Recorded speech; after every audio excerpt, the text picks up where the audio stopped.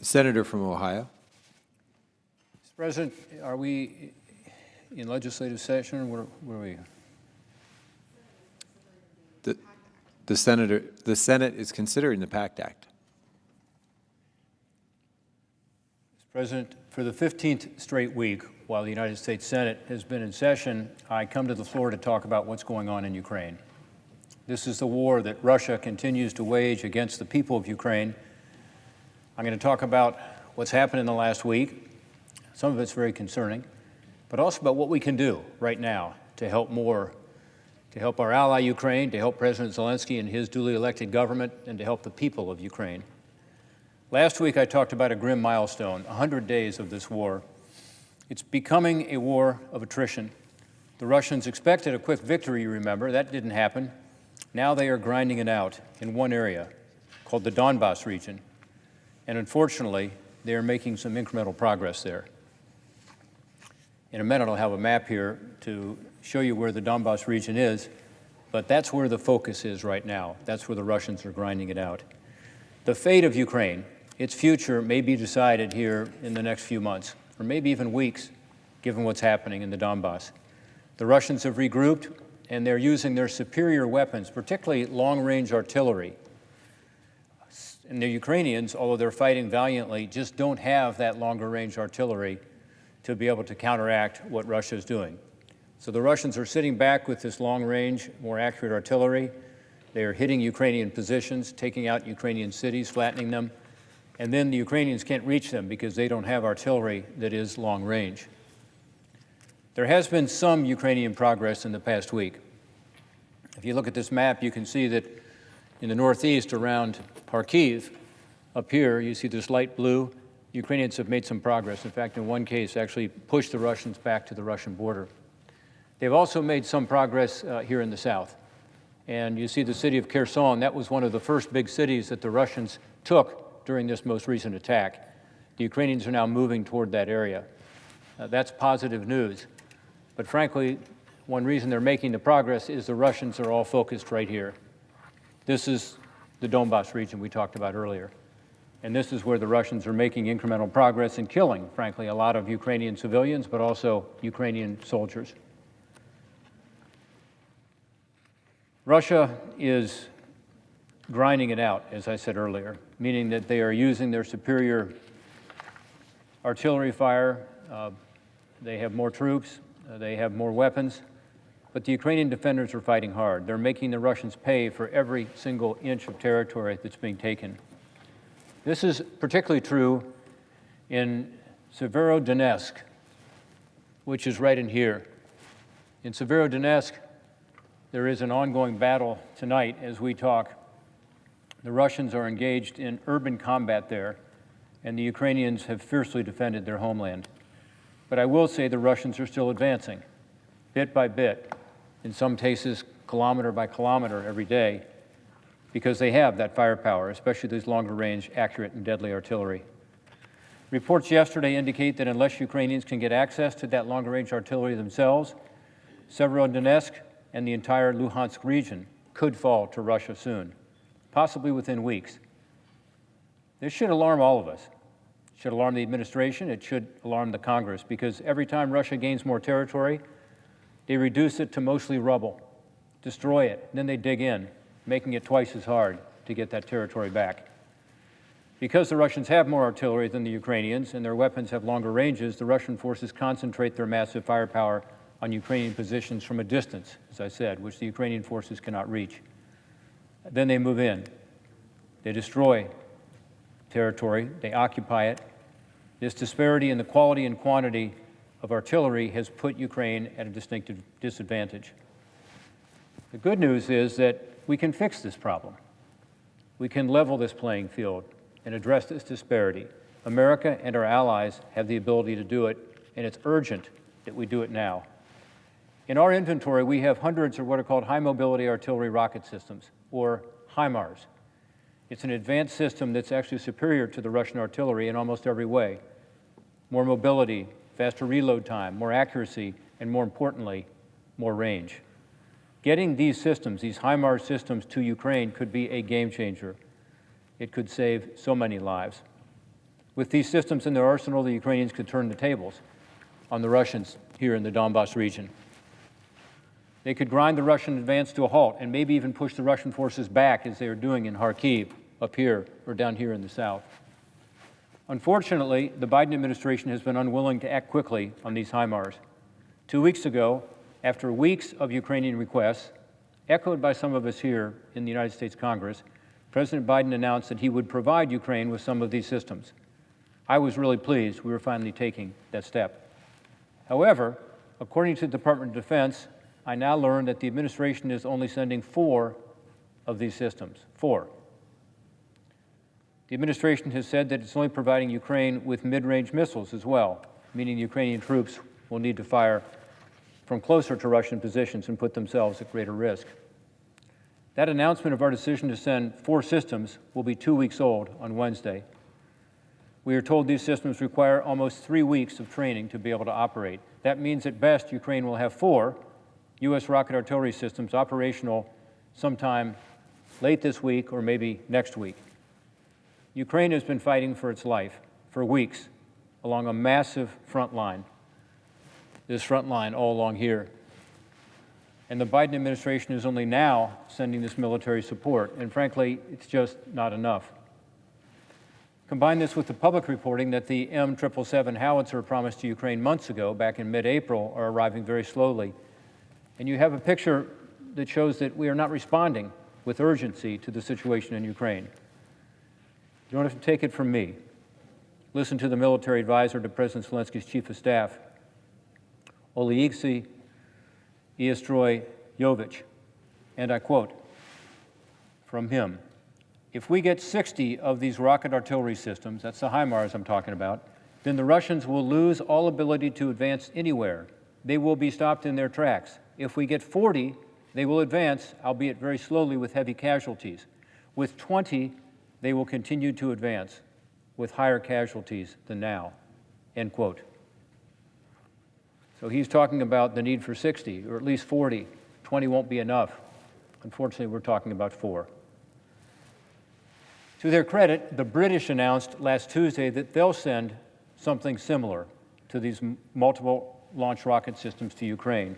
It's a larger version, actually, of the HIMARS rocket artillery system that they are sending. I appreciate that.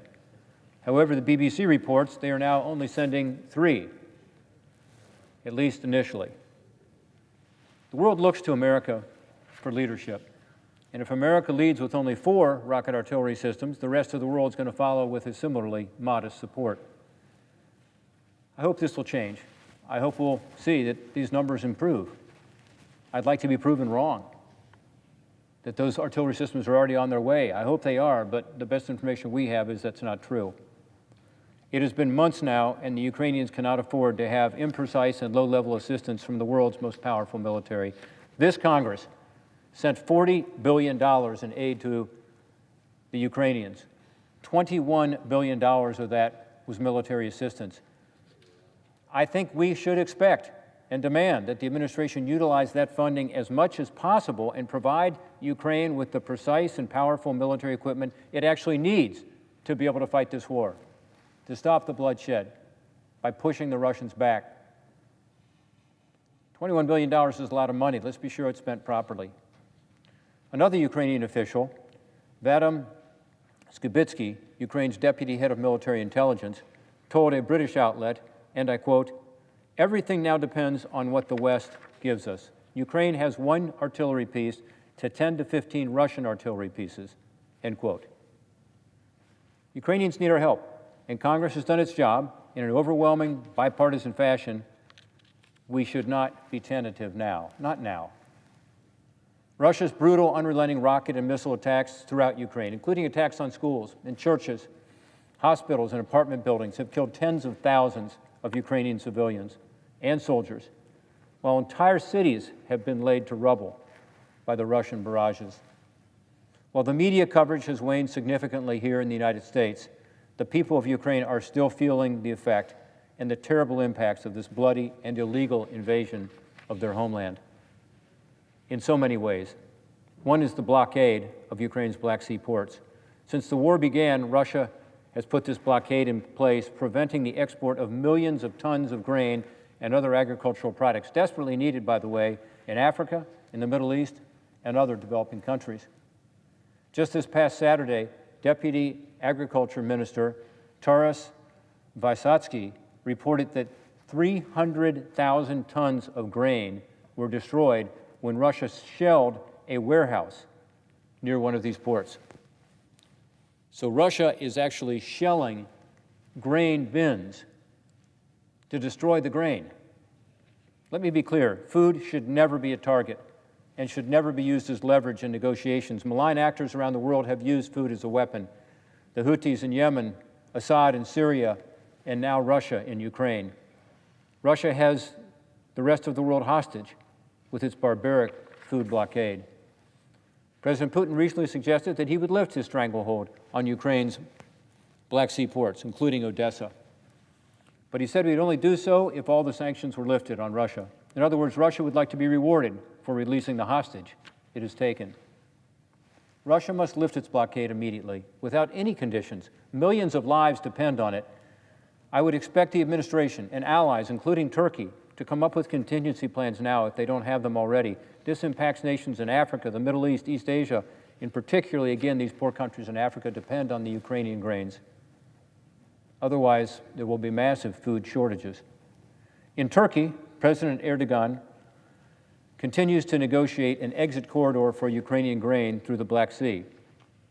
I thank him for doing that. He should continue to do so. And even in China, no friend of the United States and a very good friend of Russia right now, President Xi Jinping has warned of a bad winter wheat harvest. I hope he can persuade Vladimir Putin that needlessly causing a global hunger catastrophe will not do him any favors. The dire warnings of global food insecurity and price hikes if this blockade continues should concern everyone in this Congress, everyone in America, and everyone in this administration, certainly.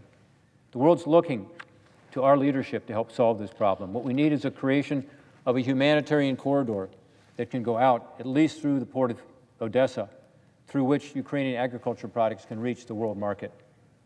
Until then, other avenues have to be explored. When I was in Romania 2 weeks ago, the Prime Minister there told me that they intend to boost their road and rail and canal infrastructure to the port in Romania to help export as much Ukrainian grain as possible. This would help, and I really appreciate the Romanian effort, but it can't match the capacity of Odessa or these other ports in Ukraine. At a security conference in Singapore on Sunday, Ukraine's deputy foreign minister announced that Ukraine will indeed try to export its grains through Romania, as well as through Poland, as well as any place they can get it out. They're looking for a third route, as an example, through the Baltic states, Lithuania, Latvia, and Estonia. That is a desperate attempt by Ukraine to try to get this grain out, but again, it can never match the huge volumes that can go by ship from its own ports. As the head of the Ukraine Grain Association said last week, and I quote, "I can tell you we won't find a solution for exports without Black Sea port access," end quote. Unfortunately, I think he's right. It is clear that Russia is trying to starve the world into pressuring Ukraine to surrender.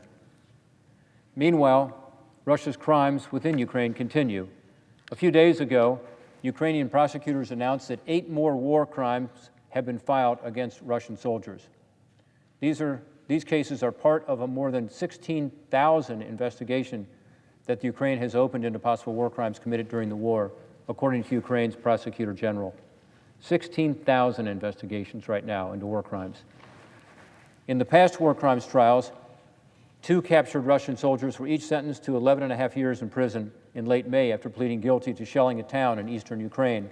And a Russian soldier was handed a life sentence for shooting a 62-year-old Ukrainian civilian in the head. These heinous acts of violence are going to continue unless Ukraine has the ability to push back. We do need more of these sentences of war criminals to try to act as a deterrent to stop the further Russian barbarity in Ukraine. Maybe some officers, maybe some officials in the Kremlin looking at these war crime convictions will say, you know what, maybe we shouldn't be attacking our peaceful neighbors and killing them and raping them and terrorizing this country. There's another important issue I want to mention, one that is worth the world's attention, Ukrainian orphans. Unfortunately, there are hundreds of Ukrainian orphans who are stuck in Ukraine or elsewhere in Europe. A lot of these orphans have ties to America and unique ties to about 200 American families who are ready, willing, and able to host these children. These families have been in the process of adopting these children for a long time, from before the invasion. Many of these children have actually previously visited the United States to meet with their soon-to-be adopted families. Unfortunately, many of these children returned right before the invasion and are unaccounted for now.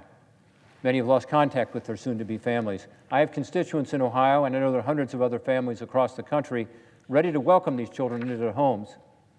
In March, along with 26 colleagues, I wrote to the State Department. I have yet to hear back from that letter, but we asked for two things. One, to help identify these children. This needs to be done in collaboration with the Ukrainian government, of course, and U.S.-based organizations. And two, my letter urged the administration to issue travel visas to allow adoption-eligible kids to come live with their American host families now. The State Department should use its powers under the law to immediately process non-immigrant visas that will allow these kids with in-process adoptions to travel to the U.S. and stay with their host families in the United States, instead of requiring these children to remain in other locations for displaced persons in Europe or in Ukraine. Many of these children may be given refuge in neighboring countries. However, I believe in the unique circumstances where children already have established relationships with these families in the United States, they should be able to come here and be with their host families who can ensure the child's safety and stability.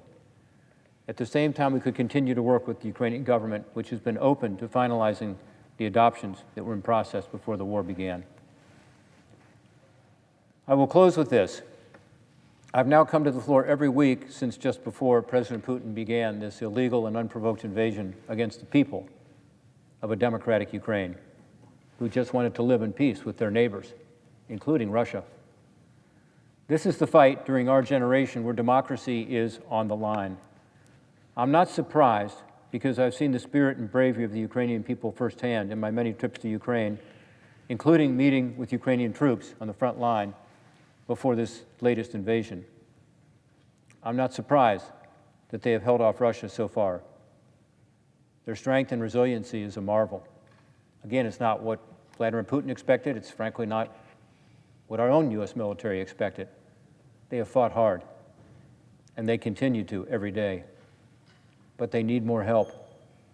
Last week, I met with a great fighter in this cause, my friend Andy Fute from Ohio, who leads the Ukrainian World Congress for the Ukrainian diaspora all over the world. He's been a strong and consistent advocate for Ukraine and joined me at a rally actually at the White House with hundreds of Ukrainian Americans a couple months ago. When I met with Andy last week and other members of the Ukrainian World Congress who had just returned from Ukraine, they spoke with passion about the destruction they had seen in Ukraine, about the steep price that the Ukrainian people have paid and continue to pay to be able to remain free and independent. With them was a young woman from Ukraine who was very emotional in her appeals, with tears saying America needs to do more during this hour of need. As they made the case passionately that the U.S. needs to continue sending weapons and artillery, and sooner, not later, they talked about the need for this long-range weapons that we talked about tonight, so the Ukrainians have a fighting chance. Every day the U.S. fails to sufficiently support Ukraine only serves as a detriment to the Ukrainians who need us to lead the free world in helping them win this war. Brave Ukrainians are dying every day. We just can't afford to delay.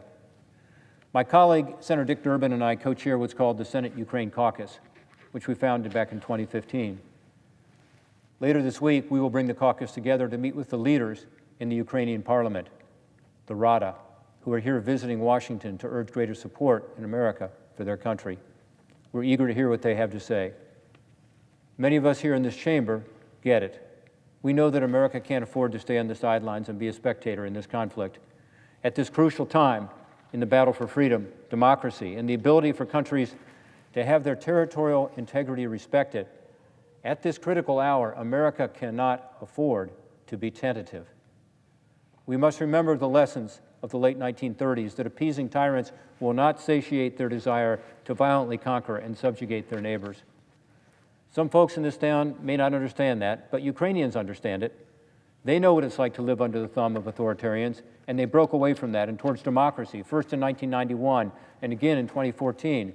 I was in Ukraine after the Revolution of Dignity in 2014, where Ukrainians decided for themselves that they wanted to turn away from Russian domination and turn to us and to Europe and to pursue a hopeful future of democracy and freedom.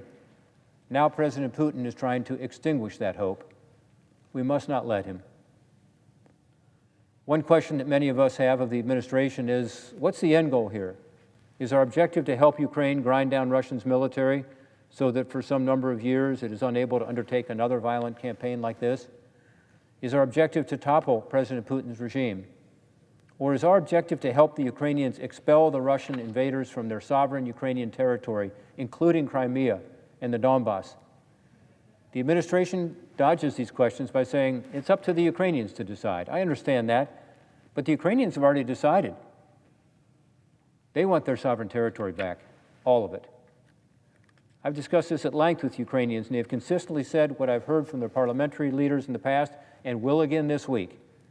Nothing less than the full restoration of Ukrainian sovereign territory is their goal. Saying that we support Russia walking away with any Ukrainian territory would just embolden Russia in this conflict and embolden aggressors and authoritarians in the future.